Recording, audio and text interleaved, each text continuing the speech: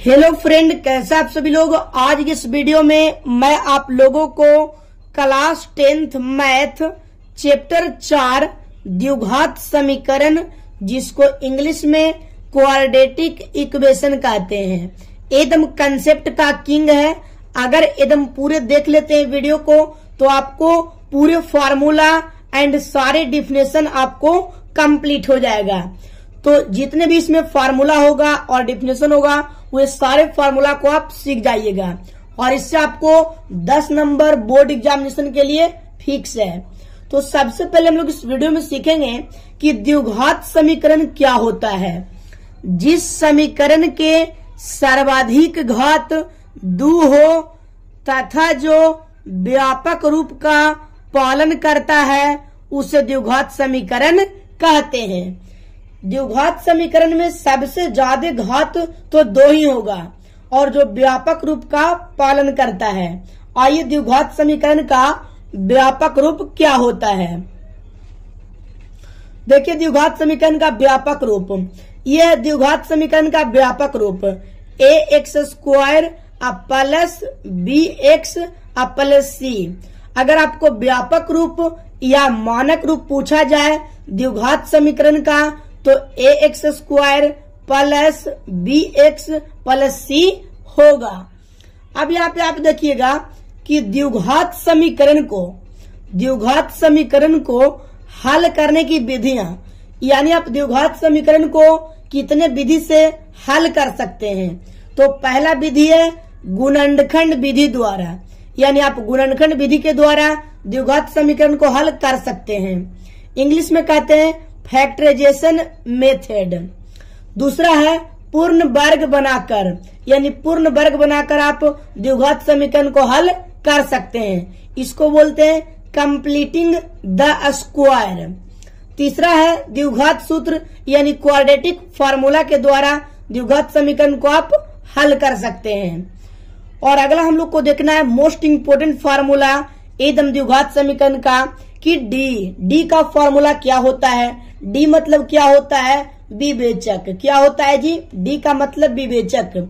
यानी अगर आपको क्वेश्चन में, प्रश्न में विवेचक निकालना कह दे तो सबसे पहले आप डी बराबर फार्मूला बैठाइएगा और b² माइनस 4ac पर हल कर दीजिएगा। यानी विवेचक निकालना कहेगा तो d बराबर b² माइनस 4ac इसका फार्मूला होता है।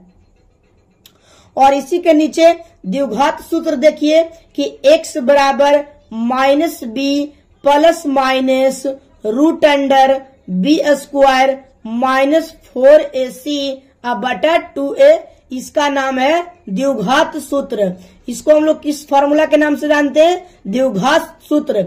यहाँ पे देख रहे हैं 3 नंबर द्विघात सूत्र, इसका फार्मूला ये है minus b plus minus root under b² minus 4ac बटा 2a।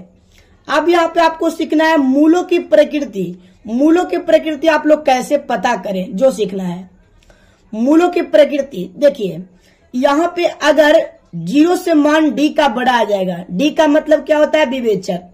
यानी d का मान अगर बड़ा आ जाएगा 0 से तो होता है मूल वास्तविक। क्या हो जाएगा, मूल वास्तविक और असमान हो जाएगा। ध्यान रखिएगा यहाँ पे d ग्रेटर देन 0, यानी d का मान अगर 0 से बड़ा आ जाएगा तो मूल वास्तविक और असमान होगा। और d बराबर 0 आ जाएगा, यानी विवेचक 0 आ जाएगा तो मूल वास्तविक और समान होगा। तीसरा पॉइंट है कि अगर d का मान यानी d लेस देन 0, यानी d का मान अगर छोटा आ जाएगा 0 से, जैसे माइनस में आ जाएगा -2 -10 कुछ भी, तो यहाँ पे मूल वास्तविक नहीं होगा। तो इससे ऑब्जेक्टिव बहुत ज्यादा पूछता है, एकदम ध्यान दीजिएगा। और हम लोग का यहाँ पे 3 फार्मूला बचता है, जिसको देखिए आप फार्मूला यहाँ पे बचता है आप लोग का 3 गो। तो देखिए इसको यहाँ पे कि मूलों का योग, फार्मूला नंबर 1 मूलों का योग अल्फा प्लस बीटा बराबर -b बटा a होता है। और दूसरा फार्मूला है मूलों का गुणनफल अल्फा इंटू बीटा C बटा A होता है।